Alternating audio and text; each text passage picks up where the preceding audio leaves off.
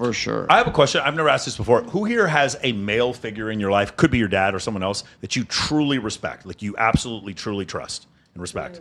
Wait, what if they pass, though, and I Yeah, still maybe they pass. Okay, cool. fair. Okay, cool. I think that's a pretty significant thing, because one of the things that'll happen is if a woman grows up and she never has any guy that she respects, when she has her man, it's like in her mind he's always undependable. He's always either Homer Simpson or he's Jeffrey Dahmer. He's either dangerous or he's disposable or he's stupid. And unless she's actually trusted a man and saying he provided for me every time, he literally kept all of his promises, all this kind of stuff. When she sees that and can truly respect him, until that point, if she's never had that in her life, and then she listens to Cardi B, Megan Thee Stallion, watches The View, watches Disney movies. In Disney movies, the men are all idiots. So go watch King of Queens. Go watch The Simpsons. They're all dumb, stupid, and their wives have to save them. That's the model that they've been taught. And so now they don't. If a woman has never had a strong male figure in her life, and then all of a sudden she gets into a relationship with a guy who has a business, and if she does not fully and completely respect him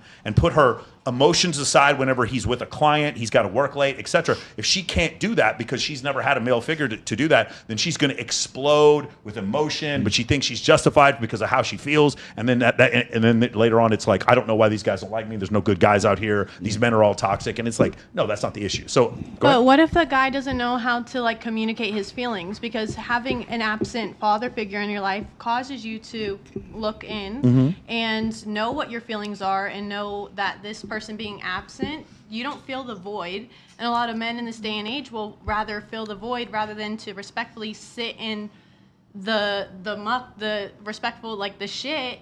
And so they just keep pushing on because they have that shark mentality. Abigail, I'm confused. Are you saying you're dating a guy and he doesn't express emotions? You're saying how if you walk into a relationship and she's missing this father figure in her life, and she walks into a relationship and he's business, all of these things. I think that as a man, you also have to know that you are coming into a situation where you have to lead, and if you're not leading from behind her where you could say, hey, this is where you need to navigate, and you want to lead in front, I think that's the biggest clash, because a girl needs to feel comfortable in letting you lead, especially when someone has been absent for whatever reason. Okay. Yeah. No, I understand what you're saying. What I'm saying is the transition is difficult if you've never had any man that you've ever truly respected. And by the way, it could have been a soccer coach. It could have been you joined the military and it was your military training instructor. It doesn't have to be your dad, but it's usually your dad. And so that's the person. And so when you don't see that, I can't remember, Joe, you had a buddy on here one time, and he said, whenever my daughter brings girls home who don't have fathers in their lives, I can tell immediately. Yep. I can tell immediately. You seen the same thing? 100%. They cling, they feed, there's a desire for that masculine energy that's immovable. I deal with a ton of women that are 40, 41, 42. They've gone through all their fuck around phases, and now they're past into their 30s, and they're like, man, I probably should get serious with my life, because you can burn yourself ragged in your 20s. You can run your shit up to 35. About 35, your body starts changing. Everything now becomes safety and security. It's not just, oh, I got tits, I'm fucking hot, I want to do the world. It shifts, and we've watched it happen with women. Now there's this place of how do I settle down with this guy? I don't even know how to do it. There's all this pain inside, reactivity, constant chaos on both sides for the guy too, because the guy doesn't know how to fucking do anything, because guys just try to follow. They don't even know how to lead.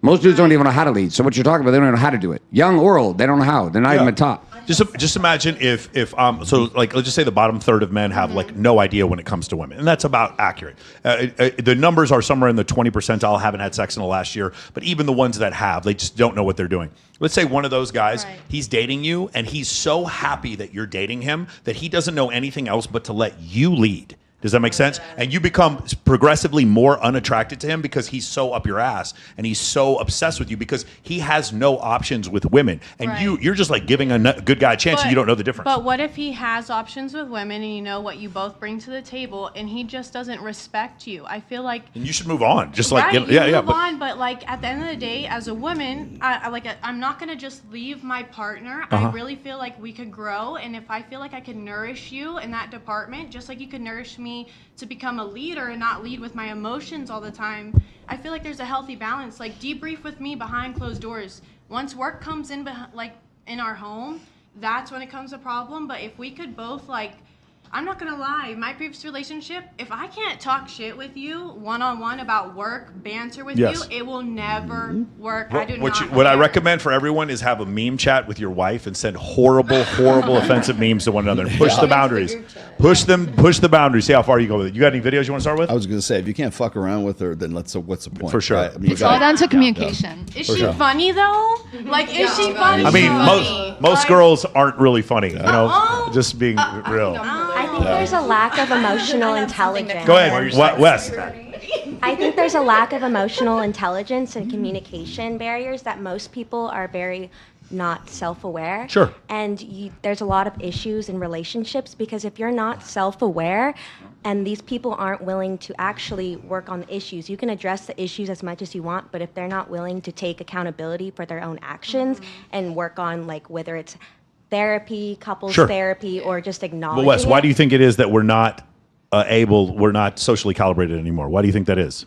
It could be the phones, But you understand, like, I want you to consider that the species we belong to is 200,000 years old, right? And hominids in general, 2 million years old. And mammals, 178 million years. And this thing just kind of popped up in everyone's hand 20 fucking years ago. And it has changed our lives. We are not adapted for this. We are not adapted to see this many faces, to get this much stimulus as we do every day. And because of that, we are here. And then you're right, we're socially uncalibrated. I was born in 1977. At least I spent the first 23 years of my life without a phone, and so I learned how to speak to other human beings. But what I've seen is, you're right. I have younger family members, and it's very clear they have no comprehension of how to do. Now you get them on Minecraft, or you get them playing GTA, they know how to talk to each other then. But like in face to face, we're seeing that it's getting progressively worse. And men are behind women as far as, we had Richard Reeves on. Right. Men are about 2 years behind women on average as far as development is concerned. That's why I'm saying women have more technology. If you took a man and a woman around the same age, she's just more, because more people approach her, she's just more socially savvy. And women in general are more socially savvy than men. And also men suffer from autism far more than women. So I respect that. yeah, so because of Definitely again, that's sort of the disadvantage. That's when I say a technological disadvantage. That's what I mean. It's like we don't have the technology to keep up with you. We don't understand how to do. And it also, in addition to that, there's all the stimulus that you receive from social media that we can't compete with. I think Go ahead, that, Laura. Just go ahead and grab the microphone to start Okay, talking. I have something to say that definitely correlates with what you said earlier about women getting a little bit older, looking for different things. Like, I have a whole different set of questions that I'm going to ask a man nowadays. Like, FICO score? What were the questions before versus now? What were the questions? I didn't really care before. Now, You didn't need to ask what questions. is your credit score? Do you have any assets? Like these are important things because I have these things. So, like, if you can't just even like come close to it, What's the minimum credit score? So his credit score is 200, but he's 6'4". no. What if we need a 680 for Monica goes, shit. Because I had that. I'll take it. Take him because I had that. No, thank Pass him to you. No, thank you. And He's got a 300 credit score, but he's got a Bugatti. Ready? No, I need a 680 so we could get some business funding. and Okay, run there up we the go. bank. That's what I like to hear. She's like Yes. an angel investor. It's like, this gotta be. No, I'm like business. Well, the thing is, why are you searching for that now?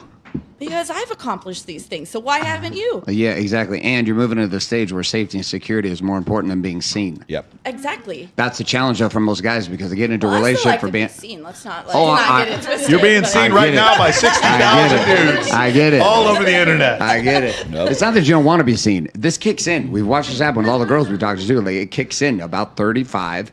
Safety and security becomes more than just my body. Can this dude provide for me? Can he take care of me? Can he protect me? But guys are getting fucked because the good guys are coming in like, oh, she's hot.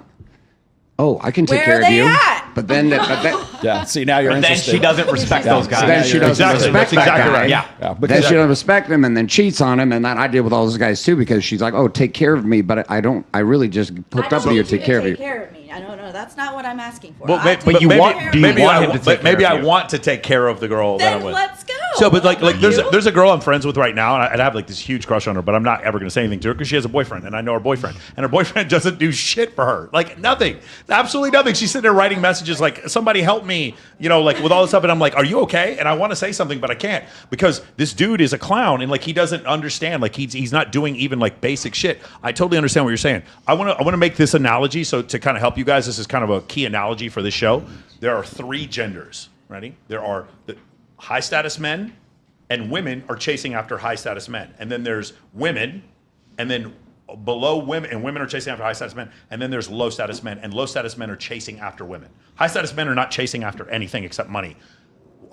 Women are chasing after high status men, and low status men are chasing after women. The reason why I have to use this analogy is because when women say men are trash, you are talking about the dude with the Bugatti with 16 girlfriends in Miami. You are not talking about the guy who gave you your Chick-fil-A. He does not, he's not cheating on anyone. He doesn't have the ability to cheat. He has no possibility of cheating, but you don't even recognize his existence because he's broke and he's not particularly good looking. And so you don't even notice him. So I'm saying is the bottom 80% of men, that's who I'm mainly talking to, but that's not, when you guys are complaining about men, you're almost never talking about those guys. Those aren't, unless it's like send me Bob's in Vagine and they send you a random dick pic. Those guys are creepy. But other than that, like that's what we're talking. So whenever we talk about this, when we talk about men, a lot of times we say it as a monolith. So meaning one big piece, all men. And it's obviously, you understand, if Garrett walks into a room, he's going to get a different reaction than the average man in the United States who makes $59,000 a year and is 5'9" and overweight. Right. $59,000 a year, 5'9" and overweight. That is the average man in the United States. You guys see? And a lot of times women you'll ask them. I've done this before. I've been on a date before, and I was like, "How many people are in this room?" And she doesn't even aware. I was like, "Do you remember our waiter? What does he look like?" No comprehend. Doesn't remember anything. The person who gave us our Chick-fil-A. Do you remember what he looks like? No comprehension whatsoever. No, because he wasn't good looking. He wasn't. Her reticular activation system in her mind did not turn on because this guy was not interesting. So if all you see is Chad Thundercock, is the only guy you see is Victor the VIP host and Steve the male stripper. Those are the only like images you see of men. Brock the then, bartender. Truly, men are trash. Then it's true because those are the only men that you see. But the guy who gave you your mail, you don't even notice that he exists. That's the difference. Make sense? Why can't we have them both? Huh? Why can't both exist? Evolution. The answer is evolution. The answer is evolution. The answer is hypergamy. Well, that's not true. One exists. He just doesn't live here. Okay. Where does he live? One guy. California. One single guy. All the good ones are in California. But yeah, it's what value will you bring into my life, you know? Sure. Is what it comes down to. Right, but the problem is if I can bring value into your life effortlessly, I can bring value into several other girls' lives, and they know that as well, and so now you're competing with them. So you either pick a man that nobody wants, in which case he can try to do everything he can to provide stuff in your life and he's going to fall short, or you can pick a man who does not fall short, but he has unlimited options. And because of social media, it's so tilted. Like here's the average body count, right? For men, like the bottom third, it's like 1. Don't get into this. It's like 1. For the median, it's 5. And then if you're in the top 5%, it's 50. If you're top 1% of men, it's 150 sexual partners. 0, 5, 150. Does that look even to you? No, it's all tilted to this group of men. Not all, but a lot of it's tilted to this group of men in the right. The number of men that go a year without sex, do you think it goes down every year? Or do you think it goes up? Do you think that $6.6 billion spent on OnlyFans is making men have more sex? Is that what you think? No, it's going in the other direction. There's $100,000 sex robots being sold at AVN currently. They're already being sold for $100,000 each. We're already there. Hey, do you remember when we were at AVN and like there was this line of guys when we were walking into the convention like waiting to get their fleshlights signed? Do you remember the that? Fleshlight. Dude, they were fleshlight. Line of dudes. I'm talking 400 dudes waiting in line to get their fleshlight signed by some porn star. Most people don't live in Vegas. That means they booked a flight, flew in, booked a hotel to wait in line And to brought, get their brought their own flashlights to get it signed. on the plane. And now you're signing a fleshlight that he was just inside recently. Isn't that fun? Isn't that fun? I just hope they were wearing gloves. I just hope whoever Yeah, wearing was gloves, exactly. gloves. If I was a girl at AVN doing a signature, I would wear like fucking surgery. I'd wear the CDC. So good to meet you. Fucking thing.